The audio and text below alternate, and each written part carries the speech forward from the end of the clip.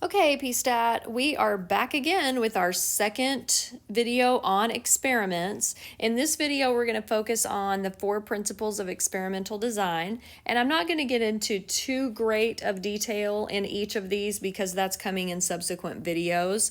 I just wanted to address a few things with you right now. So let's look at these 4 principles. The first one is control. We want to control as many things for our volunteers or experimental units as we can, because if we make conditions as similar as possible, then that ensures that the results I'm getting are really due to the factors I'm manipulating and not something else. So what would this look like in the experiment we talked about in the last video? Well, let's say my volunteers, okay, I'm comparing their weight loss, remember, based on sleep and exercise. Well, let's say that some of my volunteers decide to, even though they're assigned to these treatments, let's say they decide to go on a low-carb diet. All right, so now when I look at my results, since I'm not measuring diet, when I get my results, I don't know if my results are, if they have anything to do with sleep or exercise. They could just be due to the diet. So that's going to confound my results. Remember, we talked about that in linear regression. If our explanatory and response variable look like they have a relationship, but maybe it's just a lurking variable and it's going to confound your results. So that's why we want to control as many things as possible. And especially in this situation up here that I gave you, if we're looking at weight loss, we're going to make sure everybody is adhering as strictly as possible to the same kind of diet. Otherwise, that's going to confound my results. All right, so randomization, of course, we talked about this already. Remember that you want to randomly assign your subjects to the treatments. If you have a situation in which you are not randomly assigning subjects to treatments, you are not conducting an experiment.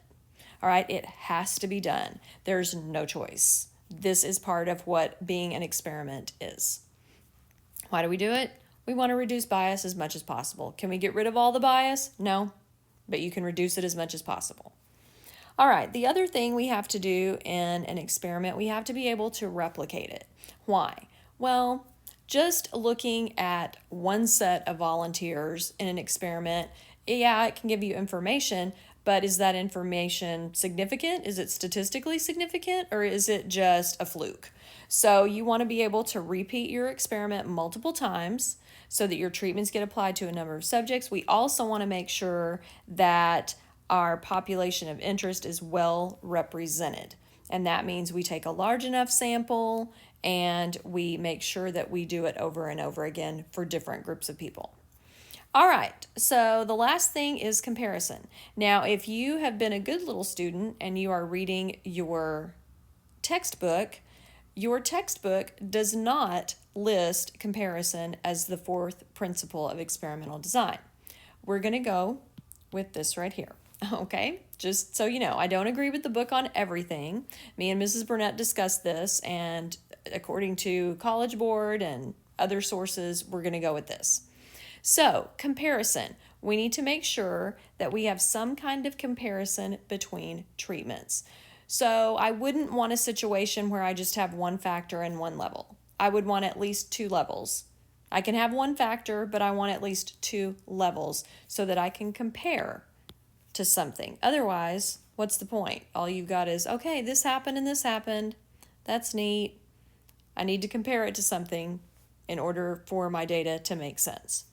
So hopefully that helps clear up experiments. We've talked about Chapter 13, Experimental Design versus Observational Studies.